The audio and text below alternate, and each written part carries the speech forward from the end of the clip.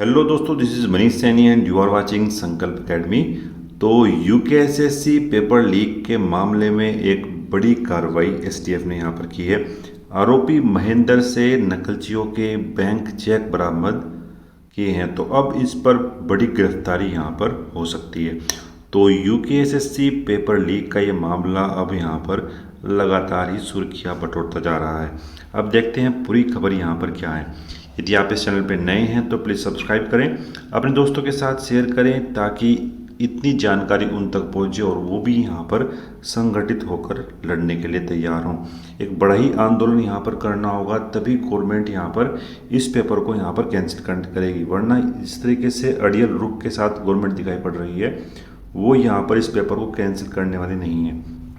देखते हैं यहाँ पर पूरी खबर क्या है। तो पूरी खबर ये है कि यूकेएसएससी पेपर लीक मामले में अभी 100 से अधिक लोगों की यहाँ पर गिरफ्तारी हो सकती है और उस हिसाब से मामले की जांच में देखिए 6 से 8 महीने का समय लगने वाला है। यानी 6 से 8 महीने का समय अब आप यहाँ पर देख सकते हैं। तो अगर इतना बड़ा समय यहाँ पर लगता है तो किस तरीके से आप देखते हैं कि यहाँ पर जो गवर्नमेंट है वो भी अब अपना थोड़ा सा रुख भी यहाँ पर चेंज करने वाली है।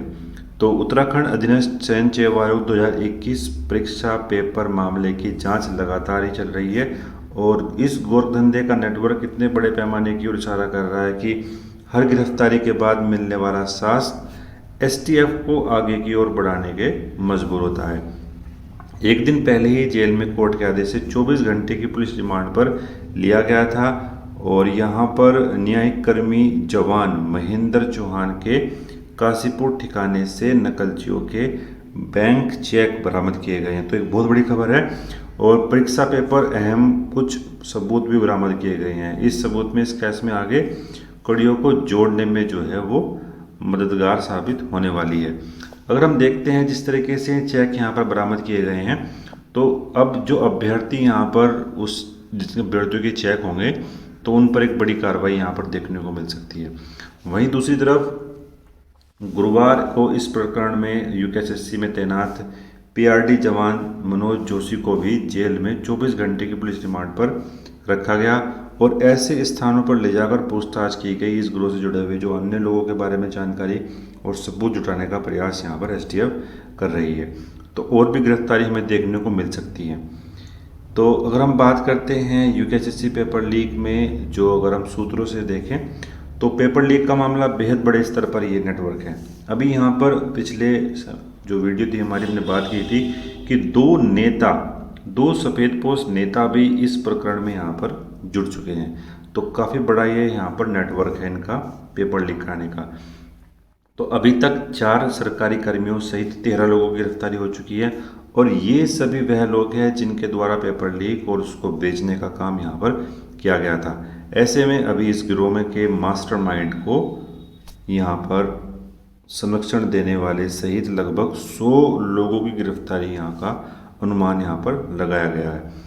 जिस तरीके से ये केस अब लंबा खिंचता दिखाई पड़ रहा है और गहराई में जांच यहाँ पर की जा सकती है, तो जांच पड़ताल में कम से कम 6 से 8 माह का समय यहाँ पर लगने वाला है। अब गवर्नमेंट ये चाह रही है कि इसको हम लंबा खींच के यहाँ पर थोड़ा डिले करें और डिले करने से ये होगा कि जो छात्र अभी इकट्ठा हैं, एकजुट हैं, उनमें यहाँ पर उनकी एकजुट में कमी होगी। लेकिन छात्रों को चाहिए कि वो एकजुट होकर इस मामले को उठाएं, उसके लिए आंदोलन करें।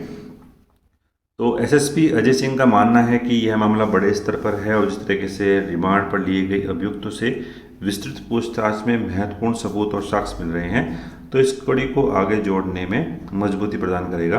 उन्होंने कहा कि इस मामले की जांच अभी लंबी चल सकती है और कई लोगों की गिरफ्तारी भी आने वाले दिनों में देखने को मिलेगी।